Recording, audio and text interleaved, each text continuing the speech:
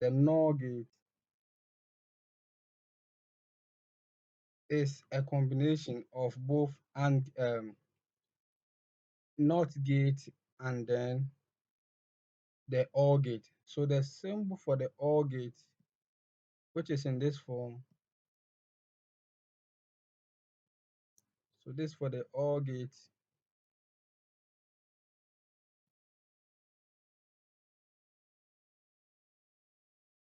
so this is for OR gate.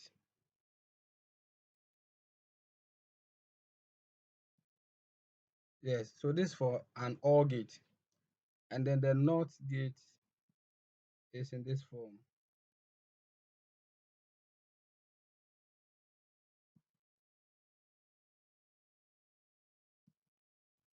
So the combination of these two will give us a NOT gate. The combination of these two will give us a NOR gate, okay, a NOR gate. So this joins this. We have a NOR gate, or we can still have it. I got it. We can still have the NOR gate in this form.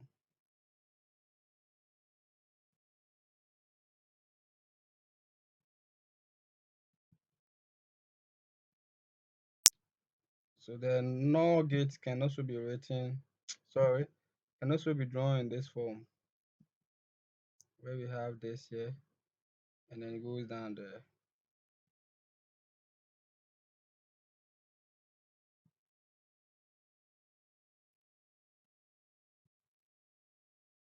Then we would have our small circle here. Then we have the output. So this is another form of NOR gate. Okay, we have a combination of OR gate and that of the NOT gate. Now we know that the NOT gate is responsible for producing the opposite of the input.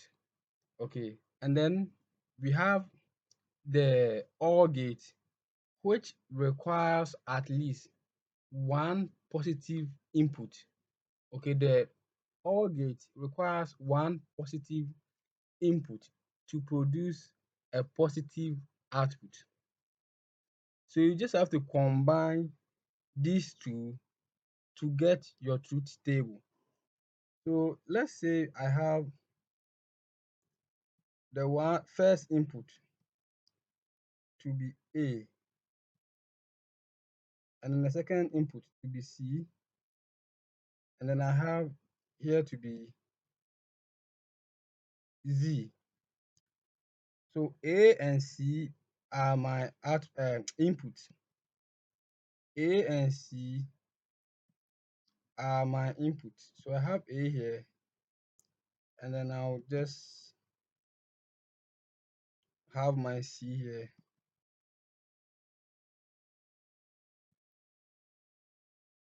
and then I have my output.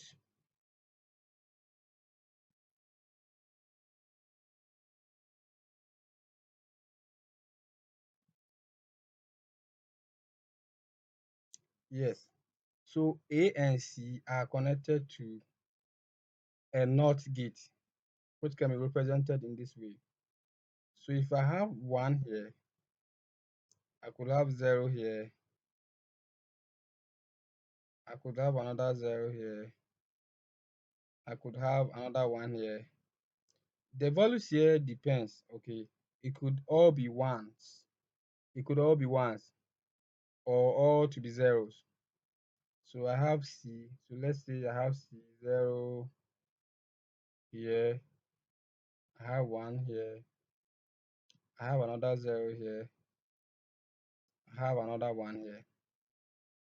So ideally, for all gates, the first part should give me 1 because the OR gate requires at least one input to be positive before I get a positive output. So when I say positive, I'm talking about 1, okay?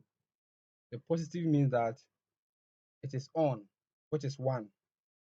So over here, because the output supposed to be 1, but we are having a NOT gate attached to the output, which is supposed to be 1. The output now serves as the input of the NOT gate. Okay, so let's see from here. I have A to be 1 here, and then I have C to be 0. Okay, so this part is the final output. So 1 and 0 for all gates should give me 1 as a what? As an answer. So over here, I will produce 1 here. But this one produced here will serve as the input to this NOT gate, and it will bring the output here.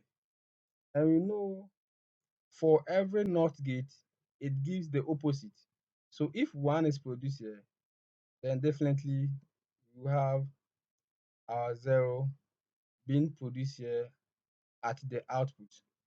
So we would have 1 and 0 will give us 0. Okay. Then we have 0 and 1. So 0 and 1 is almost the same as this. We still have our 0. We have both to be 0. So both to be 0 will give us 0 here. And this 0 will be converted to what? 1. So I would have 1 here.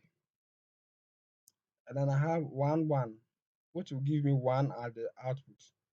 But to the NOT gate, it will produce 0. So I have my 0 here. So some people actually don't understand how the NOT gate works with other gates. Okay, so you to avoid any confusion, just draw it this way and then apply this input and then this gradual process to get your final answer, because this seems to be a fused diagram. So if you don't take care, you will just mess up. So just go by this, use this input, apply the rules for all gates. At least one supposed to be positive. So the moment one becomes positive, then the OR gate will give us a positive result. Okay, it will give us a positive result. But this result will serve as the input to this OR gate, NOT gate, sorry.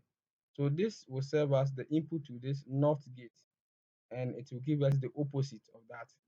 So that gives us these answers. So input of A1001 and then C0101 will give us an output of 0010. Okay, so this is how we solve this